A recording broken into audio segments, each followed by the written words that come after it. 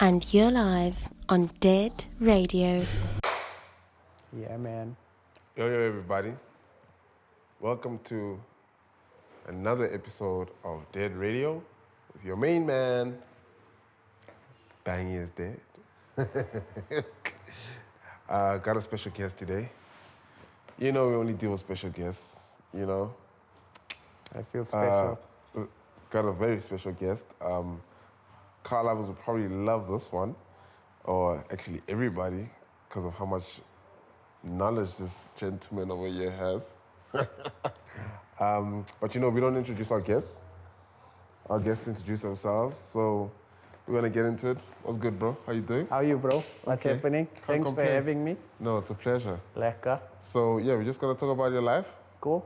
everything else. Cool. But before that, you'll just tell everybody who you are and what you're about. Cool. Hey, guys. Welcome to Dead Radio.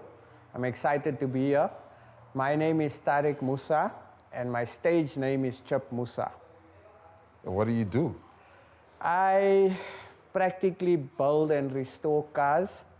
So you can kind of say I make people's cars dreams or car dreams a reality. Right. I mean, I'm sure we can look around. But yeah, I think it's a very dope show. I've been meaning to get you on the show. Yeah, I know we've it's been a while. Yeah, we've been chatting about it for a while. Yeah, ever since we actually bumped into each other. Yeah. But the more we spoke, just solely based on what you would say or how you would say it or how you think and yada, yada, yada. Yeah. But yeah, so where you from and how did things, like, where you from basically? Let's just start from there. Like, where you from? So I'm from a very cool town called Lodium Okay. in Pretoria. Okay. That's where I grew up. That's my kasi.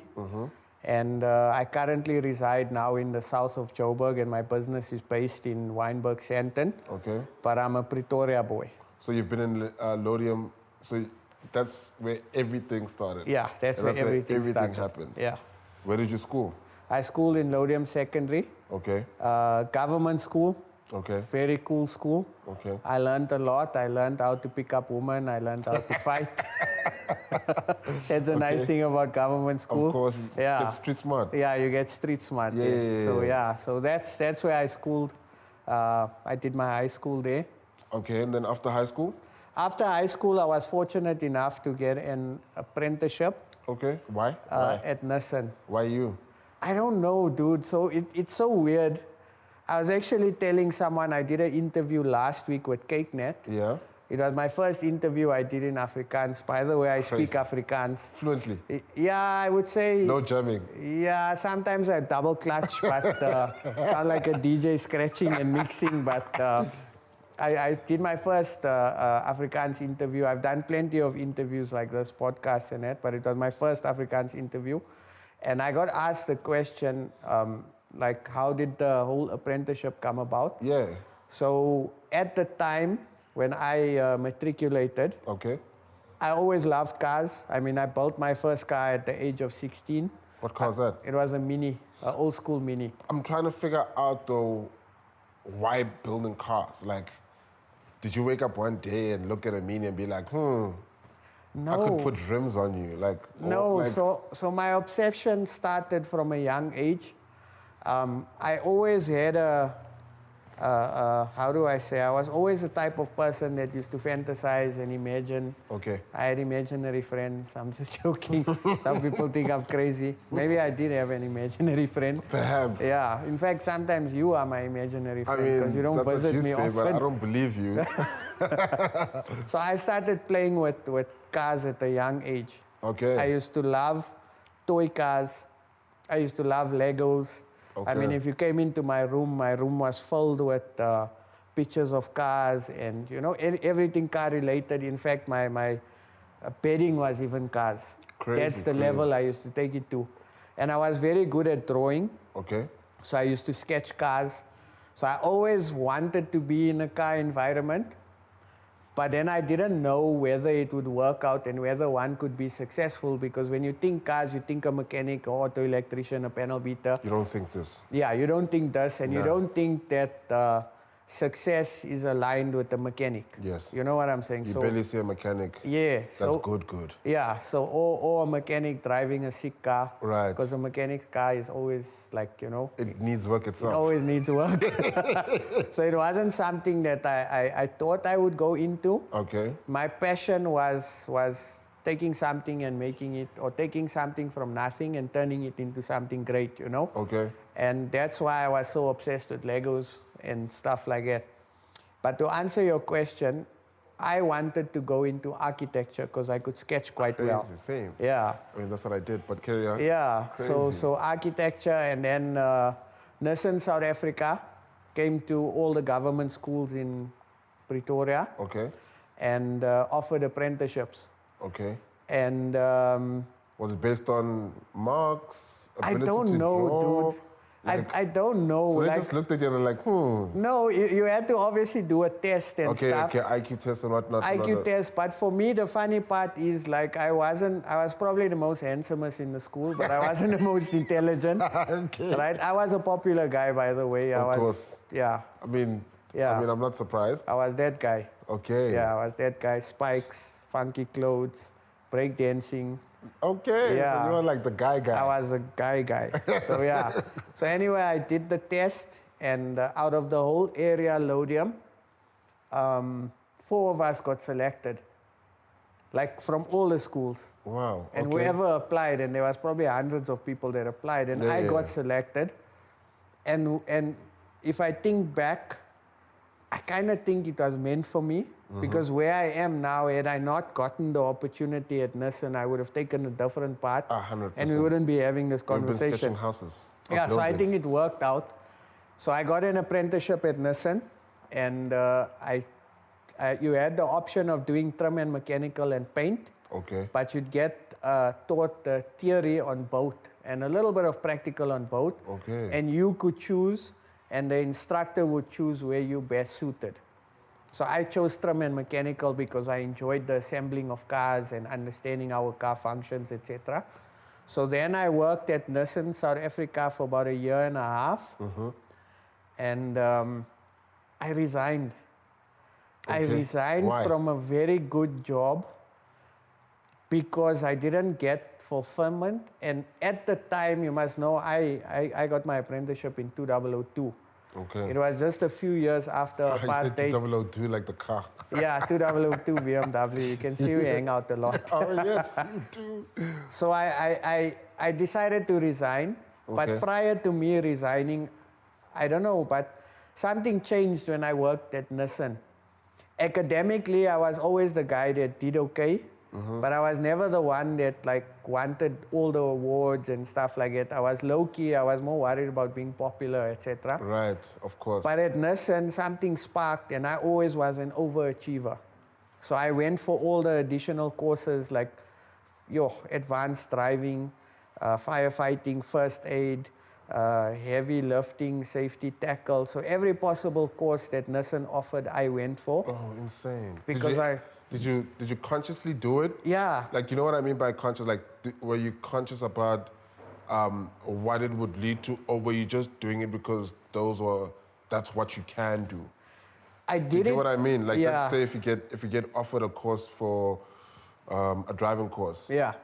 Someone is gonna be like, okay, I could get into a driving course and learn how to drive and be the best driver on the road. Yeah. Or someone could just be like, I'm being offered a course, let me do it. No, it was about being the best. Oh. And for me, throughout my life, every aspect of my life besides schooling, I always wanted to be the best. So for example, I wanted to have the best clothes. I wanted to have best friends. So yeah. I wanted, So Right. everything, I was a very competitive I was person. about to say that, yeah. However, academically, I wasn't competitive. Okay. And it's so weird because It is. you'd expect someone to want to be first in class, etc. But I don't know, for me, school was nice, but everything around school was nicer. You know what I'm Okay, saying? The yeah, I do. popularity, I do. the best dancer. So you go to school because it's nice, but it's also nicer to be the coolest guy. Yeah, 100%. So it Right. was more like that.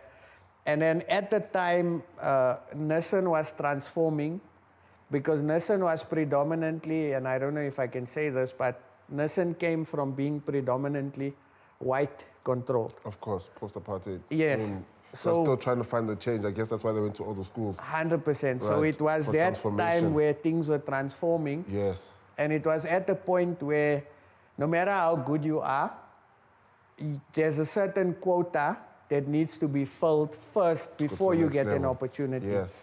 So I was like, okay, cool. I feel like I'm wasting my talent here because I feel like I'm talented. The karting is for me. So I resigned.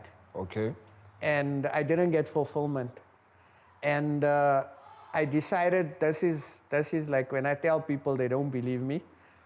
I resigned from a well-paying corporate job with pension, medical aid, overtime, secure with the future, to go and install sound for myself, self-employed, in Marabastad on the pavement. What? Why?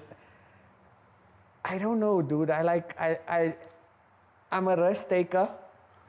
And why sound? Why not? So a lot of my career started with cars in sound, Okay. purely because sound was the easiest thing to teach get yourself. into, right, You know, so right. I built a lot of solid, strong sound cars, and I always had nice sound in my cars, and people knew me as the sound guy and the break dancer. Dope. So I thought to myself, you know what, I'm earning X amount, and I also had a side hustle at the time. Which was? Which was installing sound. So I so had it was already a side hustle. Side hustle from back then. Okay, that makes sense. So that's why it was the easiest thing for you to jump into because because you already had a market. Yeah. People already knew you for that. Yes. So you telling someone you're gonna do this is not far off because that's what we know you for. Yeah, and when I sat back and think of it, it's like I used to go to Nissan, but I used to go to Nissan with a pumped out car with sound and wheels and lights, and everyone used to go crazy, and then they used to approach me, yo man, who did your sound, who did this, who did that?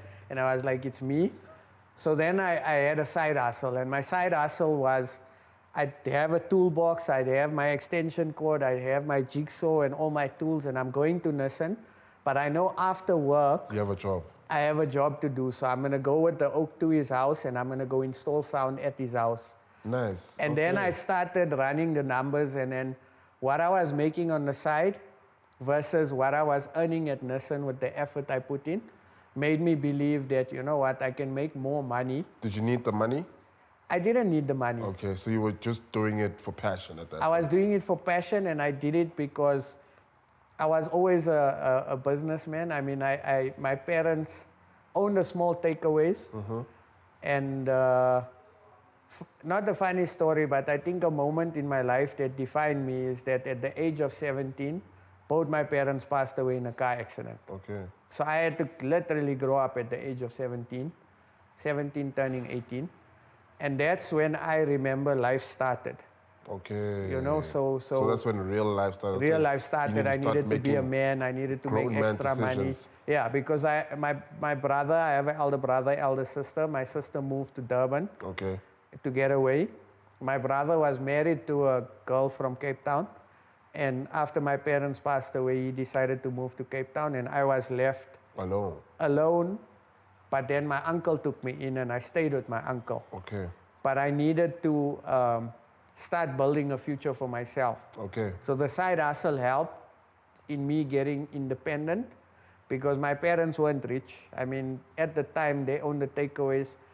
They were selling sandwiches and stuff for like $5, $10. You can't become a millionaire. So it can sustain you, but it sustain your family, but it's not something that you can buy a car. You're buying a newer car. 100%. You'll always just be there no matter how much sandwiches you sell. Cool. And I don't blame them for it. But at the time, life was different when our parents were growing up, because most of our parents had to leave school to go and work. Yeah. To go and assist their parents, you know, and that's the life my parents had. Right. And then at the end of the day, I thought to myself, they passed away. They gave us a good life. We weren't short of anything, but we never had luxuries. Right. But it taught me to say that, you know what, I need to start now looking at the bigger picture, and the bigger picture is I need to make it happen. Right. You know, and me going and working in Marabastad for myself, trying to make things happen would. And how long did that last for? It lasted for about a year and a half. What was the next move? So the Maraba start thing was cool. Yeah. Before I tell you the next move, to give you context, I used to buy sound from a specific wholesaler. Yeah. And I approached him and I'm like, dude, listen, I want to come and install sound and work for you. He's like, no, we don't do installations, but you can install sound outside, but I'm going to charge you a percentage. So I'm like, cool, no stress. So we negotiated. So if you paid me 100 Rand to fit the radio, 20 Rand was the shops. Okay. I wasn't an employee. I was working on my own, but I had to pay that 20%. Right, for the space. The space, obviously. Right. So I used to stand in the shop, and Oaks used to come, and instead of the salesman helping them, I would help them. Then you also install it. Then I'm like, dude, okay, here's your sound. What type of sound you looking for? You want it loud, blah, blah, blah, blah. And then I would convince them to do the installation, and I would go immediately and install sound. And then I left there.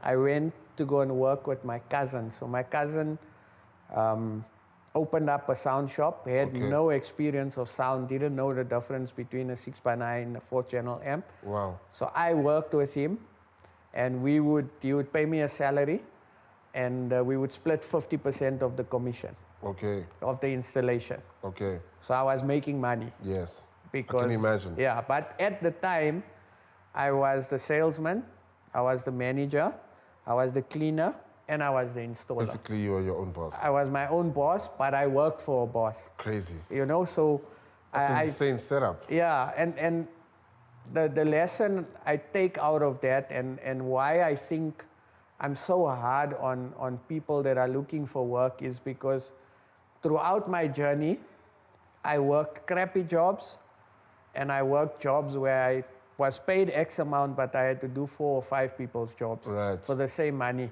Right. And coming from that background to where I am today, I feel that a lot of people are self-entitled. Okay. And people in today's times expect that I'm getting paid to fill water in this bottle. And that's all I'm doing. That's all I'm doing. But if the water spills around the bottle, it's not my job to clean it up, because I'm not getting paid to do it. And that's the first mistake that you make in life. Limits in your brain. Yeah, so if that's advice that I can give people or youngsters, don't be lazy, you know, because your work ethic is always going to determine where you end up in your life. That's always been my thing. Work ethic, work ethic, work ethic. I mean, but I can tell you, at the time when my parents were alive, my parents were very well known purely because they were at 2 high schools. The shop was in the center of 2 high schools. So we had a private school, and then we had the government school, which they were caking. They were making some real money. Yeah, not money, but a lot of generations grew up in front of them. And my parents were the type of people where if you don't have money for a sandwich today, it's fine, don't worry. Take the sandwich, you'll pay me later. Right. So they created a bond, built relationships. And that's also why a lot of times, I mean, you came in as a customer. Yeah. I now regard you as one of my close friends. And also, you'll notice we always share food together. Yeah. So food, building relationships, and doing more than, or treating someone more than a customer means the world to me, and that's what they taught me. So why I touched on that point is because I had the option of helping out in our takeaways. Okay. But I didn't help out in our takeaways because I didn't want to work in the takeaways with my parents having an expectation that they would need to pay me, because it wasn't a big business. We weren't wealthy. So I used to work on the side on weekends for like a fruit and veg place, packing vegetables. Right. I used to work at Maravastad in the market, and literally in the market, like Joburg Market. Right. I used to sit there at the stall, and the ladies used to walk past, and I used to be, Gena mama, Gena papa, klakwan, itlamo, bagalai, tatalapa, begalapa, you know, so that's me, that's where I come from. I even worked at Wimpy as a waiter, serving. So was that before the sound? Before the sound and the sound. Oh, so you did like, how many jobs did you do? Yeah, dude, I was like, sure, I used to do everything. So anything that pays? Yeah, anything that pays, put my pride aside. If I wanted an all-star. But where would the money go towards? All-stars, clothing. Oh, I forgot you're still a clothes guy. You know, so I love clothes, bro. I always love So clothes. you did it to pay the part. That sounds so much like my story, dude. Yeah. That's so crazy. Yeah, so I mean, at the time at Wimpy, I was working for 3 rand an hour, bro. 3 rand. 3 rand an hour. It was like, but then I would go after school on a Friday. Right. I would work Saturday, and then Sunday was my day off. But Saturday, I would work like a double shift. To make up Friday, for, I would work the Sunday. afternoon shift, yeah. Right. Just so I could earn some sort of money. And Just I for used those to pair of save. shoes, crazy. Yeah, shoes. And then also I used to give my parents money in the house, you know, being a responsible Yeah. kid. So they taught me work ethic. They taught me relationships. And something that I always wonder is, my time with them was short. I mean, 17, 18 years. Yeah. Had they been still in my life, what other values would I have learned? You Right, know, would but- it have been different from what I know now? Do you think you would be the same person though? No. That's what I think. Yeah. So I was explaining it to people like yesterday, right? Yeah. Where they were asking, I think it was yesterday or the day before yesterday, and we were talking just about like how different our lives would be as people if we did certain things. And I was giving them a story that like, for me personally, my parents were strict, or my dad was strict, Yeah. right? Like, Yeah. going out at night, that's not happening. Yeah. But the minute my parents like split, Yeah. and I was living with my mom was much more lenient. Yeah. I could do a lot, and I met people in like during that situation Yeah. that brought me to, or inspired me, or kind of fed me creative stuff until today. Yeah. So as bad as the separation affected me, I It still wouldn't shaped have you. been the same person I Yeah. was today for sure. 100%. Because so I would assume that, I mean, it's like a gift and a curse type thing. Yeah. As bad as it was, you know, it still kind of molded you to be the person that you are today. Yeah. Which essentially, Had it not happened, the outcome would have been different. 100%. Yeah. But yeah, okay, fine. Sound shop. You leave the Cousin. sound shop, okay, your sound shop cousin. Yeah. Fine. I'm assuming at that point you decide, okay, it's either you're leaving or you're gonna do your own thing, because you're basically doing what you could be doing for yourself, for him. Yes. So He probably has a capital, but so that caused family problems. of course. And that was another lesson in my life, because I was making, at the time, and I'm talking about 2005, 2006, I was making between 10 to 12 grand, 15 grand a Still month. making money. I was staying with Outside my of uncle. commission. Yeah, I was staying, no, that's what com. Oh, that's what's called. Yeah, so I okay. was staying with my uncle. I had a freaking pumped out Honda with Lambo doors, spinners. Oh, so that's where the money went. Yeah, so it was in my car, it was in my clothes, and you know, but I was saving at the same time. And then my cousin that I was staying with, him and his buddies were going to Dubai. Okay. And I'm like, shit, I've never been overseas. And I said, okay, cool, I'm gonna go to overseas. And I went to Dubai. And With the money you saved. With the money I saved, Crazy, right? okay. And I had spending money where I could buy clothes. Dude, I bought crap. I Yeah. bought I like the fountain. Right. You know, there's fountains. But I bought it in Dubai, and I put it in my bag, and I brought it back. I bought headlights for my Honda. I bought the Index DVD radio. I bought shoes. I bought clothes, because So now... you had a lot of money, though. Yeah, at the time it was a lot. Yeah. And you know, our currency was stronger. Yeah, Dubai wasn't what, But it, what but we it know it as wasn't now. like Gucci and stuff. Yeah. It was like, for me, it was the achievement of being able to Buy it in Dubai. buy it in Dubai, you Yeah. know. Like And when people say, yo, where did you get those shoes? yeah, and I'm Oh, like, nah, in Dubai. I bought it in Dubai, you know. So when I came back from Dubai, Yeah. my cousin saw for the period of the 10 days that the business is established, and he's making money without me.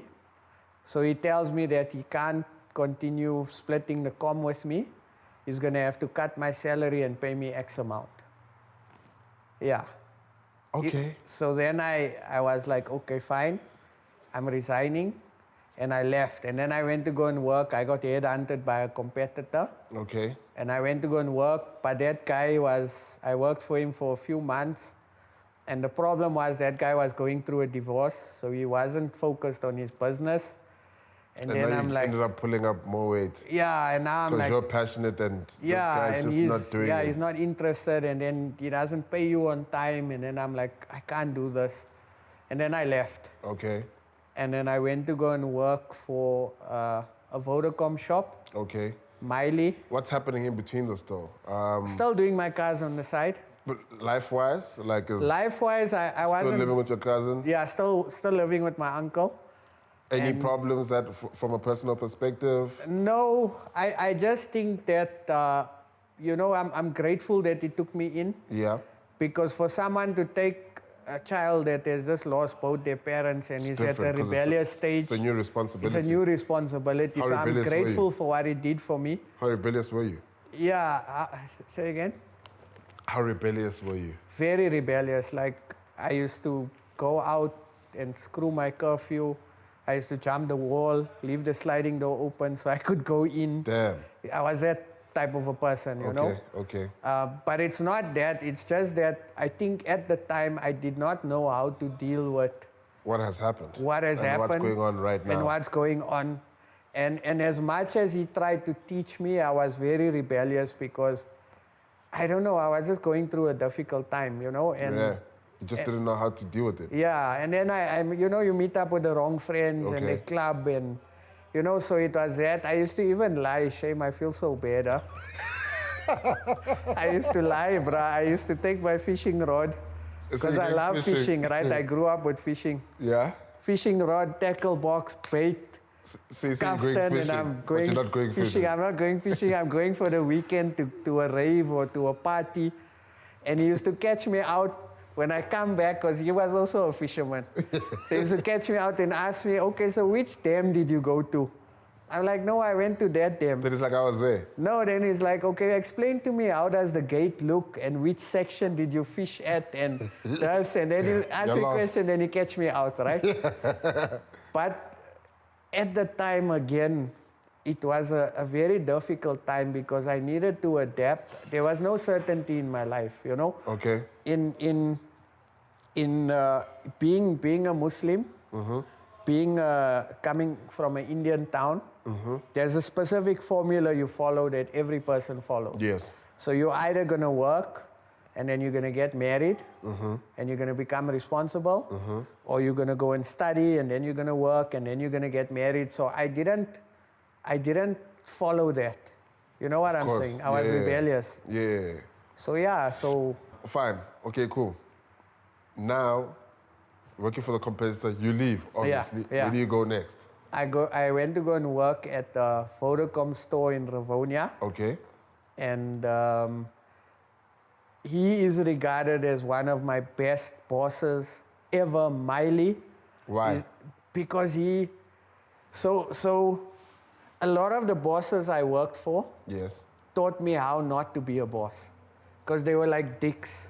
Oh, so they weren't helping you be an independent thinker. No, and they weren't the type of leaders that encourage you to be better. Okay. And Miley was the type of person where, so this is how I'm wired. Even with relationships, right? If you show me loyalty, Yes. I will go to the ends of the earth to repay you. You know Right. what I'm saying? 'Cause that's so rare. So I 'Cause do loyalty is more rare. than, so I'm a giver. I'm not so much a receiver, because you get people that open arms, they receive their whole life and they do jack shit for people. Yes. I'm the type of person where if I have to do something for you and that something brings you joy and happiness, that reward is, I don't expect you to say, oh, you did something for me. Here. Right. I'm not that type of a person. And Miley was like a mentor. Okay. He taught me how to run a business. He taught me how to be a better person. He taught me how to eat good food. He taught me how to dress even better. Okay. So he was that type of a person that I needed. And he played a big brother role as well, All right. And I had a girlfriend. I had a girlfriend, and my girlfriend used to come see me, and I'm like, Miley, my chick's coming, can I go? And he was like, yeah, sharp, go.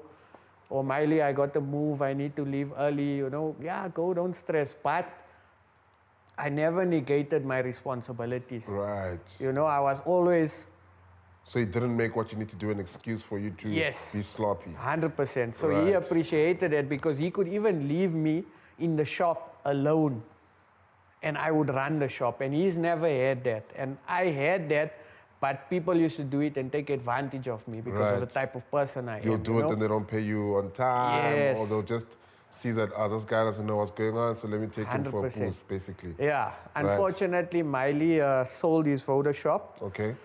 And got a very good job elsewhere. Okay. So I needed to find something else. Right.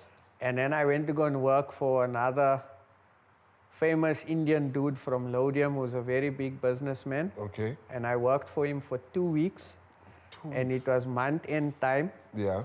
The 2 weeks was like middle of the month, worked for him. Right. And then I got sick, and then he never paid me for my sick days. And so I just decided I don't need more stress. I'm going to go do my own thing. And that's when Fantasy Rides in 2007 was born. Okay. That was my first company. Fantasy Rides. Proper official company registration number, company bank account, registered it's a business. in Midrand. And yeah. Right, Fantasy Rides, and then I'm assuming you do Fantasy Rides, you build some cars, get on Speed and Sound, you win a couple of awards, obviously, your Honda with the Lambo doors, I've seen your cover, you still have your books. And my spikes. Yep, in your spikes and the baggy jeans. Yeah. Cool, and then what happens, where's Fantasy Rides now? So I'm going to take you through that story. Because it has to be long. Like, I'm just trying to figure out, like, how I ended up here. Why it closed, because I'm assuming it closed down for you to get another job. So I want us to just kind of like summarize it, like the main points. So Fantasy Rides I opened in 2007. Yes. I started a business with little money. Okay. And it was money that I had saved up. And at the time, I was only doing upholstery. And I was doing sound. So I opened it up and it did phenomenal in the beginning. I ran that business for about a year and a half, just over a year possibly. But where I was based, I was sharing a business with someone. Okay. So on the top floor, they were repairing Grundig radios. Okay. And on the bottom floor was Fantasy Rides. Okay. So we shared one entrance. Okay. So I was insured with a broker at the time. And the issue I sat with was I had a break-in. Shit. And they cleared everything. They took everything? Everything, like customers, amplifiers, sound, my sound. And the weird part is the reception for the Grundig place was there, and my workshop was here. And they broke the cupboard of Grundig, and there was a cash box. And they never stole the cash box or any of the Grundig stuff, but they stole my stuff. Now the problem is... That sounds like a setup. Yeah, so the problem I sat with was that I had insurance, but the condition of cover is that the alarm needed to be armed. Oh my goodness. And so now the alarm wasn't armed because I didn't lock the shop up because of the one entrance. Oh my goodness. So the insurance chose not to pay me out, which was a loophole. So I lost everything. Then, you go through life. Yeah. And you meet friends. And I had a friend at the time, and he had a muti shop. Okay. So selling traditional medicine. Yes. His family was known, that was their trade in Marabastad, ironically, right? Okay. But he was like super wealthy at the time. He was a millionaire, and he had an IS, he had an M3. So I used to always look up to him because, when people have more than you don't see it, or you don't look at them with jealousy and envy and malice. You look at them thinking, how can I be like that? Yes. Or how can I do better? What can I learn from this person? So that's how I've always been. I'm not a jealous person, right? Yeah. So he convinced me to invest in a franchise with him, selling traditional medicine, muti shop. What? And I'm joking. And he told me, his exact words to me to convince me was, look at my cars, look at my house, look at the holidays I go on. It's all because of my muti shop. You could do it too. You could do it too. Why you want to work hard for so little? And I'm giving you a piece. Yeah. So I was like, brah, you got the IS, you got the M3, blah, blah, blah. Okay, sharp. So I went to go and take a bond on my parents' house. And my parents left me a house, but it was a small council house, wasn't now, you know. Right. So I took a bond on their house, and I gave him 150 grand. Okay. And the agreement was that we would be partners, and I would pay the rental into his account, and he would then pay the rental and the expenses. So I started a muti shop called Nkabi Medicines. Yes, I This know. is a crazy fucking story. Yeah. I was not expecting. Dude, Nkabi Medicines in Tramshed in Pretoria. Okay. And I kitted the shop out, and he gave me stock.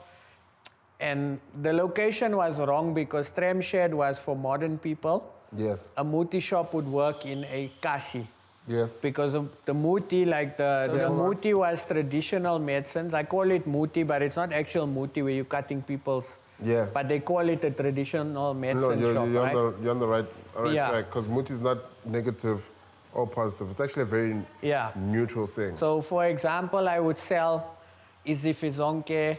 I used to sell Impepo. I used to sell Stameta. I used to sell Tok salts.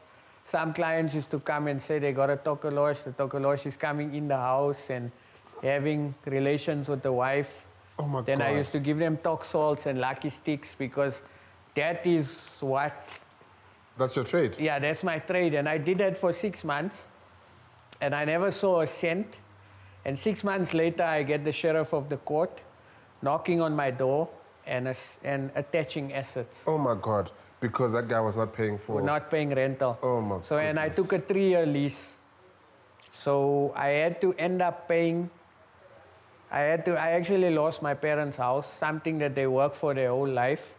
I lost my parents' house to that business. And I went through depression, bro. I was suicidal. Do you think that guy used bad muti to swindle you into doing that? Not bad muti. I just think he was dishonest, and I never listened to people because people told me there is a scallum and I need to be careful. But when you're close to someone, You don't think they'll do it to you? you don't think that they'll do it to you. And the worst part is, every time I waited for the sale agreement and the share agreement, it never came. It was always my accountant sorting it out. Don't stress, I got you, my bra, I won't knock you. So he knocked me. And I lost my parents' house. I went through depression. I was very close to suicide. And I just got married at the time. And we'll touch on me being married as well. What a big impact it had in my life. And I lost everything, bruh. I had to start from scratch. So much so that at the time, my wife was working for a magazine company in Centurion. And she was earning 5 grand a month. And we needed to move out of my parents' house because we lost it. I needed to pay the rental, so I got a judgment on my name. So my life was like, fuck. Okay, am I allowed to swear? Yeah, you can, man. Okay, That's so my such a life was crazy like fucking fucked at the time. So story. now you must know I lost fantasy rights. Within a few months, I lost my second business. And now, but to put you into perspective, if you grew up in a kasi, especially in the kasi that I grew up, sometimes fighting with lawyers don't help. Yes. So you beat the shit out of the person. And he Yes. was much older than me, so I beat the shit out of him. Like, So you fetched him. yeah, so one of my friends actually phoned me and said, listen, this dude is here, come. And I phoned a few friends and I went through and I beat the shit out of him. I thought to myself, I'm never going to get my 150K back, But I can but whip I'm your going ass. to whoop your ass to the value of 150K. And I did that, and it made me feel a bit better. But it didn't But feel... it didn't give me the money or my parents' house back. And then I was sitting with the problem now. I failed in business twice, and I failed not because of me.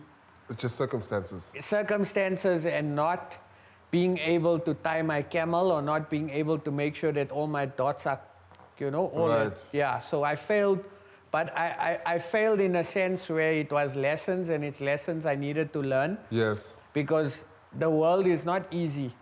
People believe that things are easy. It's not easy, especially when you're in business. In business, you got to worry about Everything. your staff, you got to worry about getting business, you got to worry about clients Cash paying you, flow. cash flow. You got to also look out because in any business, someone's always trying to take a chance and rip you off. Yes. If you prepare food, someone's going to complain about the food. If you build someone's car, you can charge them for a new paint job, but they're going to complain about the oil leak, and the oil leak has nothing to do with the paint job. Yes. So I came from not knowing how to run a formal business Right. to losing twice in a formal business. Right. And that shaped me because it taught me not to trust people. And it was sad. It was a rough time in my life. And I'm going to share something very personal with you. Yeah. I just got married. Yeah. My wife was earning $5,000. We needed to survive on that $5,000. Don't ask me how. But it was at the time where I married into a good family. And I'll never forget not having money to the extent where my sister-in-laws and my brother-in-laws and my mother-in-law had to buy us groceries. That's my journey. Right. And as a man, I was about to ask you that. as a man, I felt like crap. I felt like, flip, I can't provide for my family. Something needs to change. And you just got married, so it's like It's tough. you got into something that you To cannot pay upkeep. rental, to pay medical aid, plus to make matters worse, we just had a baby. So now it's added pressure. So now I tried So hustling. things are really on fire. Yeah, so I tried hustling, but my mindset wasn't right. So then one of my very good friends, he hooked me up with a job at Outsurance. Okay. And I got employed as a inbound sales advisor. And Okay. something sparked in me where I told myself I can't go back to that point.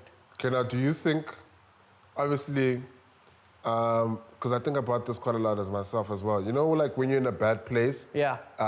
and it's so weird that when you're in a bad place, you normally stay like around the same surroundings. Yeah. So you kind of Need to move always out. reminded of the state that you are currently as a person. Yeah. Do you think working at Outsurance and meeting different types of people and having different types of conversations with people kind of changed your outlook on life? It did. And so is that something you would low-key advise people that are in a dark place to kind of Change your environment. change your environment Yeah. and probably change the people that you talk to on a daily basis 100%. to see what positive energy you could potentially get? Yes. Okay. I fully agree with that. And being given the opportunity at Outsurance changed my life. And I say it changed my life because I met different types of people where my previous jobs, I wasn't exposed to a real corporate environment. So Yeah. this was my first corporate job. And also, I don't know how I did it, but when I worked at Outsurance, I was regarded as a top performer. On my first day on the phones, you work with priority lines. So I started off in a P5. P5, you get the least amount of calls. Yeah. P1, you get the most amount of calls because your conversion ratio is That's high. right. Okay. In P5, on my first day, I whacked 5 sales. Okay. And P1s were averaging 3 sales, 4 sales. So you're already doing better than the best. Yeah, so I built myself. I worked for Outsurance for 7.5 years, but I still continued with my cars and my side hustle. How old are you at this point in time when you started? Yo, I can't even remember, dude. Sure, I'll be Okay. lying to you. Fine, fine. But, so I worked there for 7.5 years. I did exceptional. I mean, within a year, I moved to another department. I was a top performer. I got promoted to a team manager. And then from a team manager, I got promoted to a department manager. Are you still working on cars at this point? I am. And this is also that I mentioned work ethic, nah? Yeah. I used to, and I'm not lying to you, right? I used to go to work, come home, have supper, go into my garage and work on cars. And I used to work on cars till about 3 o'clock in the morning. And then I would go sleep, wake up, shower, go to work, repeat cycle, repeat cycle. And when you say work on cars, are you working on the mechanical or just the Sound and upholstery. sound and upholstery? Sound and upholstery. I never liked mechanical because I feel it's a dirty job and it's unnecessary I stress. mean, you're the guy that likes clothes, bro. Yeah. You're definitely not touching oil. But mind you, upholstery and sound get you dirty because yeah, but not oil, dude. not Come on, you know what not I mean, fingernail, yeah. You're not black. Oiling, yeah. So then I worked as a side hustle, and then eventually, in any corporate company, you can be as good as you are. Yes. But if you're not in the right circle, and if you're not the type of person that will tell your boss every day, you look so handsome, you look so beautiful, and you know, kiss ass, Yes. there's a limit to where you can go. And I reached my limit. And if you don't join as part of the circle that's in control and controls your future, They push you out. they push you out of the circle. Yeah, and you that's just gotta what stay started there. happening to me. So I had a lot of people that worked under me that loved me to death. And then there was a lot of people that couldn't understand why people love me. Okay. But again, it boils down to forming that relationship, inspiring, motivating people. Right. And Outsurance gave me opportunity. I mean, I studied at Gibbs, financial management. Yeah. I did a young aspiring managers course. While at Outsurance. While at Outsurance. So I started being that go-getter again. So you went back to what you did at Nissan by Yes. just Being doing better. different courses and trying to better yourself. Upskill yourself. 100%. You know, and that helped because it taught me how to run a business. It taught me how to deal more with people. You know, so that I'm grateful for. I always say it's one of the best companies I ever worked for. Okay. I'm still in contact with a lot of people from Outsurance. That's the impact I had. That's insane. You know, which is cool. In fact, the COO of the business department, Yeah. I'm building his IS now. And he's also like one of my mentors. Oh, So insane, dude. it got to a point where my side hustle was growing, like my yard was filled with cars, bruh. Outsurance did so well for me. I used to earn a freaking phenomenal salary because of my performance. Yeah. I've never seen money like that in my life, bruh, even as my previous businesses. Then when I started, when I was a manager, I used to moor the bonuses, the performance bonuses. And then I was like, shit, I'm making money. Now So I'm everything assuming that I lost, You're getting it back. I got it back. I was even able to pay the debt off and get the judgment off my name and buy a house. Just like it. You know, So and you're that was making, in a like, real space of money. 7.5 years. And then I started building my car collection because at the time I only ever owned one car. Model is, and I don't know if I can tell. I don't think you mind. Yeah, I because hope even not. if we do We'll tell. just cut it out if I Look, mind. even if we do tell, I think, you know, I remember when before I started doing like dead radio, I used to be very scared of sharing information. I don't know why, because I thought people could replicate it. But then I learned that like a lot of information, people do take it in and people do understand it, but Yeah. it's very difficult to implement. Yeah. Like it's one thing to understand something and consume it, and it's another thing to implement it. Yeah. So when I understood that, that's when I was very open to sharing ideas. I know it's messed up. Yeah. Because I'm basically sharing an idea knowing very well that you won't do it. Yeah. But there's some that will, Yeah. which is a good thing. Because Yeah. some that do get it and can implement it. Yeah. So what you told me was how you basically started this company, and the cause that I sit in here is basically buy low, work on it, and sell high. But then Move on buy to the another next. car. Yeah. At that level of then work on it, sell high, Yeah. and literally climbing up the stairs like that. So I'm But- assuming that's how you had the many cars. Yeah. That's how I've had many cars. So you're basically a dealership. Not To a a certain degree. Yeah, to a certain extent. But for me, a dealership won't build a car, take it to a show, win a trophy, kind of make the car have like a pedigree, and then someone so wants you to made buy the car it. famous. Yeah, so basically. that's what I've always been known for. Every single You're car Midas. that I've owned. You had the gold touch. Yeah, I would like to believe it. That's why we are sitting here, you know. But that's been a secret to success. It's not a secret anymore. Of course. But that's helped me a lot, and that has helped me grow my collection to what it is now. And also it's about identifying the right car and what impact that car will have in the next few months or in the next year. So I bought crappy cars. Like for some reason, me and VW don't get along. I've owned a VW bus, I've owned a few Golfs, I've owned a Common Gia, I own my crappy Amarok. You Yeah. know the You hate Amarok your gives me, Amarok. I hate it, bruh. It's now at another mechanic. Yeah, because you It fix that car more frustrates than me. you fix any other car in here. Yeah, so VW and me never got along. BMW for me was always a car to own because when It's a I was people's younger, car. someone actually told me, in fact, one of my cousins, I won't mention his name, we were sitting in my house, and I'm like, dude, one day I want to own an M3. And he smirked. He's like, ha, ha, ha, ha, ha. You'll never own an M3. What? An M3 is not for you. And that was a defining moment. My wife even overheard the conversation. And then I was like, okay, dude, I'll show you. I had two M3s. Like, okay, dude. Yeah, I had two M3s. You know, so it's always that of people telling you can't get it done. And now you want to do it. Now you want to Just do it, for that. not only to prove to them, but to prove to yourself. And I mean, coming from my background, bruh, often at the age of 17, lost in business. I say 3 times, actually 4 times in business. I'll tell you about the other story now. Losing 4 times in business, but always being resilient and wanting more, wanting the best, wanting to challenge, you know, what the norm is. That's what Right. life is about, because how do you know what you're capable of if you don't try? Or if you're not tested. You know, you have to Right. test it. You have to take risks. And I'm a big risk taker, you know, from fantasy rides to Nkosi medicines Yeah. to outsurance, Nkosi medicine. you know, so yeah. And That's so then insane, dude. Yeah. So, wow, like, mind is blown. I am mind Yeah. blown. Like, okay, Did you know cool. that about me? No, I didn't. I mean, I knew a lot, but not that. I'm going to tell you something else that's going to shock you. Tell me, before we go deeper in. Yeah. So 2016, Yes, I had to make a decision. yes.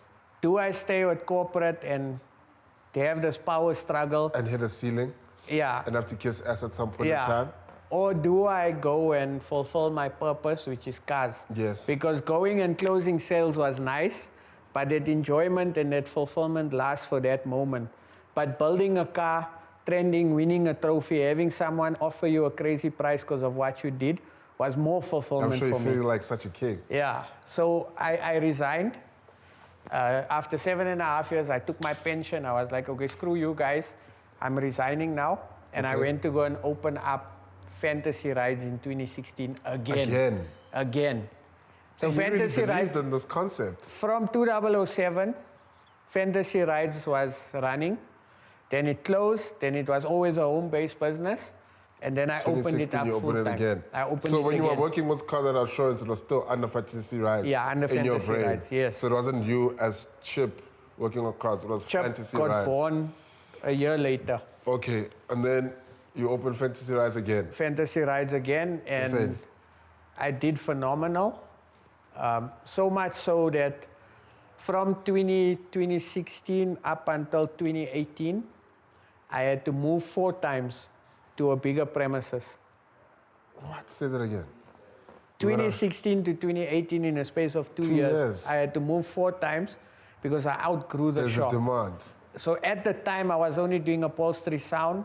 Then I used to outsource mechanical, and I used to get robbed because the Oaks will charge you, and You then they know don't mechanics. change. Yeah, it's a Yeah. headache. So I decided to do my own mechanical, and then I was outsourcing paint work. Okay. And the problem with outsourcing is that why I opened this business, why I come to work every day, why my staff come to work every day, is different to the next man. Some people do it for money. I did it for passion. Yes. For me to be able to work on a 635 is like, dude, it's a unicorn of a car. It's iconic. It's an honor to work on this car, to work on an E30, to work on whatever. For me, it's like, dude, I'm working on this car. I'm doing this. Yeah. Like, imagine, I never thought I would get you. Never mind owning it. Yeah. Working on it. Yeah. So then I decided to sell fantasy rides in 2018. Why? I got one of my very good friends, is like my brother, Parker, Nabil. They moved to New Zealand. Okay. And he's like, listen, come to New Zealand. Good opportunity for you. Bring your family. It's safer, etc. And at the time, I'm a risk taker. So for me to now move to New Zealand and go try it, You were gonna risk take leaving the country. leaving the country. Wow. So then I put my house up for Think sale. you could risk take going to space at this point. Yeah, I would. Not like Fast and Furious where they go with the cars in space, but you know. So anyway, I decided to sell the business. So I put my house up for sale. I put the business up for sale. And I get a buyer, a customer that I've known for 10 years. Good price? I'll tell you. Okay. Fair price, but there's a twist in the story, Okay. right? So this is lesson number 4 in business, Okay. right? So anyway, sign the documents, he does his due diligence, accountant checks the numbers, he's buying the business. Sharp. Decides to, signs the contract the last 2 days of the month, takes over the business on the 1st of next month. Okay. But his intention was he's buying the business and his sons must run the business. And unfortunately, his sons are two spoiled brats. To run a business. To run a business. They can't even tie their shoelaces properly. That's how spoiled they are. So Dad thought, I'll teach them responsibility by buying them a business. Wow. Okay. But in the time that we needed to do training and a handover, I'm going to call him a kebab, right? What's that? A kebab is just like slang for a dumb guy. Okay. Right? So Kebab. there's kebab. Yeah. You think of kebab, ne? Yeah. So there's kebab. Comes 10 o'clock, 11 o'clock. Every day. Every day. It's his business. Technically, he's signed, he's taken over so on the he's a first. boss. He's a boss. Can come at any time I want. Dressing in a suit with a briefcase. To come to fix cars. To fix cars, bruh. His lighties are coming and his lighties come to work. They don't come to work. They're playing with a soccer ball with the staff. I'm training you how to run this business. But they're here to just chill. 2 o'clock, he says, okay, I'll see you. I'm going to play golf. I'm going, I got a meeting. So that was warning signs, right? Yeah, no, they're not capable. Now, because I needed to sell, because I wanted to move. You didn't care. Not I didn't care, but time was limited. Okay. So I needed to do the handover. It was so detailed. My wife was with me at the business at the time because the business grew, so I needed help. So I told her, resign, come help me run the business. And this dude decides not to pay me for the business that he's taken ownership of. And so you signed over ownership without getting the money because you trust him? Yeah, because I trust him. They're 10-year relationship and we have paperwork, right? And on each car, my wife was so clever. So if you paid your deposit, the money that you paid your deposit, let's say there's 10 cars in this deal, right? Right. The deposit money that you paid, the stock for the car would be allocated, signed off on 5 different pieces of paper, right? Accountant and manager acknowledges the stock, acknowledges what work needs to be done. The only thing you need to do is finish the work, and you get paid your profit. Once you're done. Right, so it's literally profit, right? Because I've taken care of the cost of sale. Right. You understand? So anyway, what does this dude do? He decides to stuff the business up in 3 months. So a business that I've taken my whole life to build, he stuffs it up in 3 months, so then decides he doesn't want to pay me because I sold him a crappy business. Oh, so now he was trying to get it for a lower price, or you just giving it to him? Yeah. So in fact, he was trying to get out of the deal because his sons weren't interested.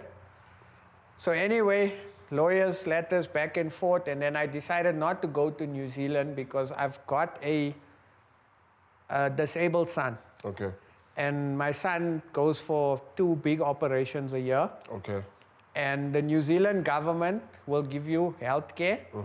But if you have pre-existing conditions, they won't cover it. So now you must know you're taking your money and you're converting it 1:10. Now you've got to pay for your operations. 2 times a year. So I decide it's a big risk. What if we go there, it doesn't work out, I can't send my son for an operation. So I decide to sit back and say, okay, I'm not going anymore. I don't want to put my family through that. That's a massive risk. Yeah, even for me, and I'm a risk taker. Because, I mean, you know, it's one thing taking a risk and it affects you. Yeah, but now you've got kids. It's one thing taking a risk and it affects everybody, not just one kid, but now it affects the family. Yeah. And now, it's, I mean, obviously I don't have a family, but you can figure out the pressure. 100%, because one mistake and... not only you, everybody's affected, bro. 100%. And it even affects the overall average of how everyone feels, just based on your decision. Yeah. So I kind of understand why you didn't make the decision. So now what happens when you stay? 10 minutes. Sure. Wow. We're so far. Yeah. Okay, yeah, 10 minutes. I mean... So 10... Cool. Then CHICANOS, I'm assuming that's how CHICANOS starts. Yeah, kind of. So then what I did is I went to go and buy an R8, my dream car. Oh, with the money that you've got, that you I'm like, in the house.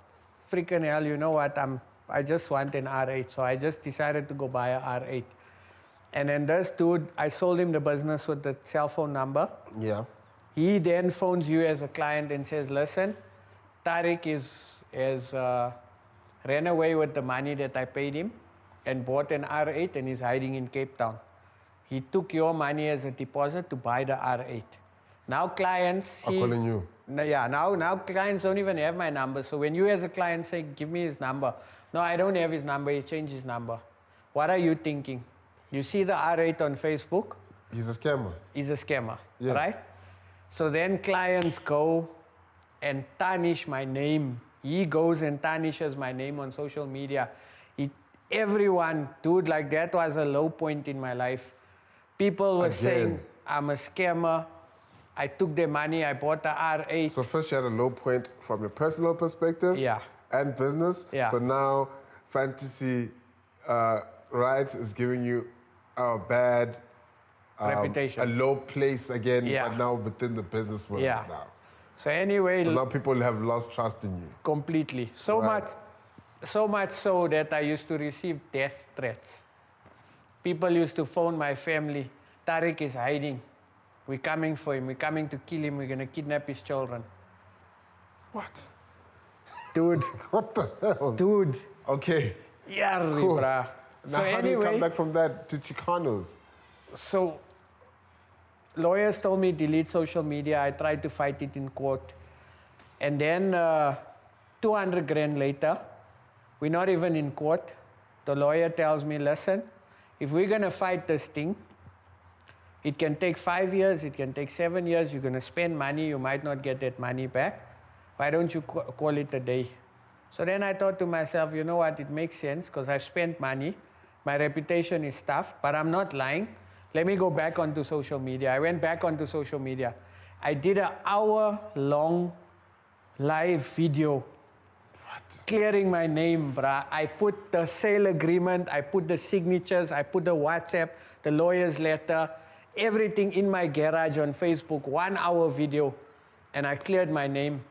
And then I phoned, and to make matters worse, this kebab closed Fantasy Rides down and didn't pay the staff in December. Oh my goodness. And then he told the staff, I don't have money to pay you, sorry. It gets worse. So anyway, Rasta, Idris, all my guys that are with me and are with me for long, they never have jobs.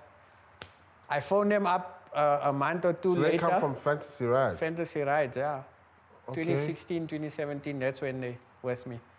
Then I phoned them up. I said, guys, listen, I don't have money to go and open up a shop now.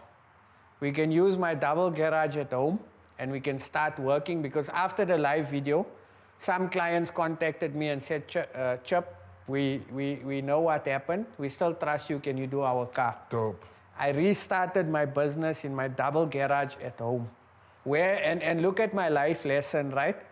My business started, I started with my first car at my single garage at home in Lodium. Right. Many years later, You have to start it again. God put me through a test so that I can reopen And my you're business live again in on the Dead garage. You know what I'm Radio. saying? Right, I get it. Rasta, I promise you, it was the most emotional time. And when I say emotional, because I sat Rasta, Nando, Leonard, Idris, Mahulu, all the guys down in my garage. I said, guys, I'm not running a formal business. We are going to try this thing. Whatever we make at the end of the month, We break it up together. I'm going to pay you all a salary. Cool. But it's going to be inconsistent because I don't know what we're going to get. Dude, within 2-3 months, my yard was filled with cars. Again. I had to make a decision. I'm going CHICANOS now. And Why that's Chicanos? how Why the Chicanos name? I liked the movie Blood In, Blood Out. So CHICANOS is a gang in that movie. Okay. And if you're a Latino, you're a Chicano. So their life was a struggle. My life was a struggle. So there's some sort of relatability. Yeah, similarities. And I thought to myself, you're a gangster, you're going to go through... I'm not a gangster, sorry. Let me rephrase that. I thought to myself, you grew up in a kasi, you go through struggles, hard knock life, but you make it work. Right. And that's how CHICANOS was born. And one of my customers had a building in Robertsham. He said, okay, you can start your business. Don't pay me a deposit or anything. Start your business. We'll negotiate rental. Ismail Khan, I'll never forget you. Appreciate the opportunity you gave me. So Jazakallah so much for that. And he gave me that opportunity to start. And in a year, I outgrew the place. What? And then I came to, and now I've outgrown this place. So that's the place where a lot of the stuff happened on social media. Yeah. Like in terms of, because I know you Destroying from my name. No, Yeah. no. Your name kind of grew up from some place. Yeah. 'Cause I saw you from you doing a cover for Maporisa and him being there, and that's Yeah, that was, spinning, yeah. Because that's That was CHICANOS. That's when I reopened. actually found you, or that's when I first saw that there's this guy that exists that does this thing. Yeah. So that's when everything really started happening. Yeah. Damn, bro. And now I'm here, and I'm grateful, and I don't trust people often. I still make mistakes. I mean, I've had friends come and go, but I don't jump into business very easily with people because I failed 4 times. But I failed again, not because my business failed because there was no work. It's because of the trust factor. Trust factor. And also, I believe that it was a test for me. Yeah. You know, and I believe we all get tested in this life according to Islam and our religion. And if you don't learn, you're Test. given the same test again. Same test again. And If look you at fail, how I was tested. You're given the same test again. You'll be given the same test over and over again until you get it right. Yeah, 100%. Right. Cool. So yeah, so that's been my now, journey. You married, obviously married at 22. How, in all of this happening, I would assume that you being married is kind of the glue that kept you together whilst all of this is going on. You have no idea. Everyone thinks a success is me. My wife is the one that should take the credit because number one is she stuck with me through thick and thin. I mentioned it earlier when we were having lunch together. Yeah. That life-changing pizza. Yes. Yeah. I mentioned that she was with me when I was down, up, down, up, down. So she's the type of woman that trusts me because flip, dude. We've been through not being able to put food on the table. We've been through losing a child. I mean, we lost our daughter. She was 1 year, 1 month. That was also something that broke me. So she was with me then. She was with me throughout everything. And she's always encouraged and supported me. And I would never have been where I am today without her support. Crazy. You know, she believed in me. Although she's very conservative, she's not a risk taker. But she always played a part as a wife and a supporting wife. Dope. And it's rare to find a woman like that in today's times. And I'm grateful, but 16 years of marriage is a long time. You know? What would you say to someone that wants to kind of find someone like that? What should it not necessarily look out for, but like what would you say to them? I would say don't. Yo, dude, It's a tough one, huh? Yeah, it's a tough one. Like, because when I got married, women were different. Look, of course they were different, but I would assume that the characteristics are all the same. Yeah. It's just now the characteristics are being portrayed in different ways. Yeah. So they do still exist, I believe. Yeah. Like, it's just like how good people exist, people that you can trust, but Yeah. the majority of people aren't people that are like that. So, like, to the ones that are there, what Yeah. would you tell a man? Because I don't want to say women, like that's a different story, because men do also take good women for granted. No, you know of what course, I mean? vice versa, bro. Yeah, And yeah, I vice mean, versa. good women end up with crappy men that are 100%. abusive, and that is totally 100%. wrong, you know? Yeah, So yeah. gender-based violence, must put a banner there. Say no to gender-based violence, put a bro. banner. Yeah, I'll please definitely put a banner. Yeah, put my face there, though. Yeah. So, yeah, what would you say? I would say find your person that completes you. Find someone that believes in you and someone that you can picture yourself growing old with. You know what I'm saying? Yeah, that's some bars. How's that? Yeah, that's deep. Don't ask me to repeat it, Nah, I because can't. I was That's just too like deep. in the moment. So that's what I would say is find your person, bruh. And also your gut instinct, because throughout all my mistakes, there was that little chippy inside that said, you know what? Let's quit this. Quit it, but because I didn't know whether it was fear or whether it was my gut. So I could never distinguish between the two. Right. And that's why I always took big risks, because I ignored the fear and the gut feeling, and I went and said, this person is a good person, he's a good person. Right. And that was my mistake. But I'm glad I made those mistakes, because I can sit here and give advice and talk about my journey, because now it's come to a point where I never came from money. I'm not saying I have money now, but people treat you different now when you're on this level. 100%. People that have never given a crap. I mean, even my Now own they family, give a bruh. crap. My own family, like, Yeah, I mean, they don't give a crap about me throughout all my difficulties they I do, faced. 'cause Now it's all just of a Moosa. sudden, my cousin is a celeb. He owns CHICANOS. His shop is on the highway. That's He's going just how to the it is. UK. That's just how it is. You know, now, so now trip Yeah. to the UK. Gravity invited you. yeah, Visa's been approved. Yes. Just got approved Yes. this morning, actually. Yeah. This is probably gonna drop in 2 weeks, so 2 weeks before now. Yeah. But happy for you. Thank you. You've chosen to take the BMW E9. yeah. Why? SA chose to take the BMW E9. Dope. And so you had a poll. We had a poll on Okay. my YouTube channel Okay. and on Instagram. Okay. And I went through my cars and I told people, please select. And then we shortlisted 4 cars. The 4 cars was the 635 in Gamla, Yeah.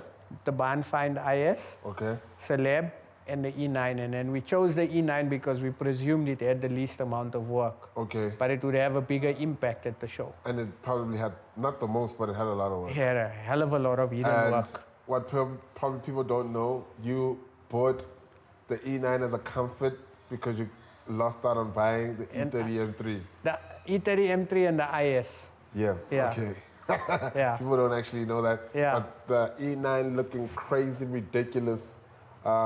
Anyway, we're about to wrap up the show. Cool. We've introduced a 5 quiz. Yeah. What's this? A 5 South African quiz Sure. that we think everyone should know the answers to. When Okay. That's going to happen into show. I'm going to grab my phone Okay. and ask you these couple of questions. Sure. I hope I pass. I hope so too.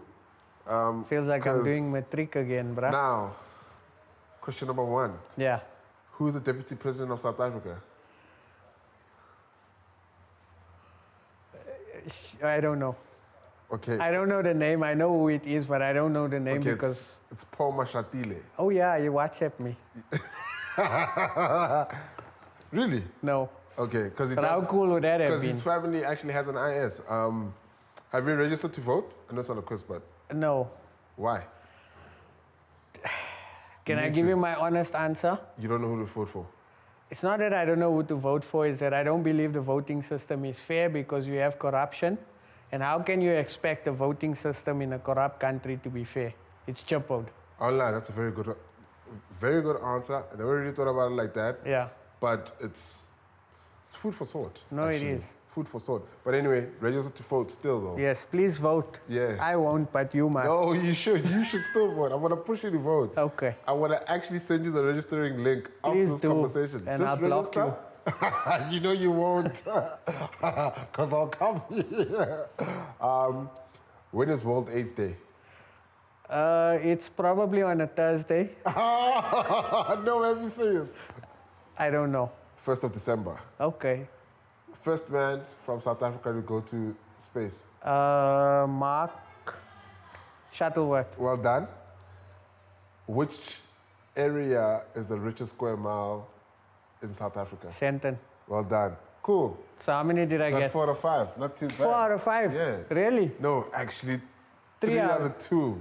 3 out of No, 5. 3 out of 5. What am I Not saying? bad. So that's how much? It's not 66%. bad. It's like 60%. I mean, Not you could bad. do better, but Yeah. I mean, it's better than nothing, right? Cool. I wish my school teachers could see that now, bruh. I mean, 66%. Yeah, dude. we're gonna wrap it up. What's your word for the day? I want you to look into that camera and say your word for the day for probably a younger you, Yeah. or someone that's probably trying to be like you, or someone that's trying to do shit in this difficult world. What would you want to say?